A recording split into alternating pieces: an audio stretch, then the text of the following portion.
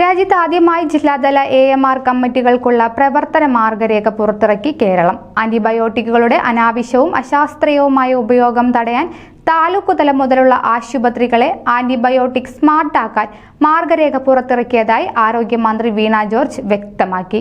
ആന്റിബയോട്ടിക്കുകളുടെ അശാസ്ത്രീയമായ ഉപയോഗം കാരണം 2050 ആകുമ്പോഴേക്കും ലോകത്ത് 1 കോടി ആളുകൾ ആന്റിമൈക്രോബിയൽ റെസിസ്റ്റൻസ് കൊണ്ട് മരണമടയും എന്നാണ് ലോക ആരോഗ്യ സംഘടന കണക്കാക്കിയിരിക്കുന്നത്.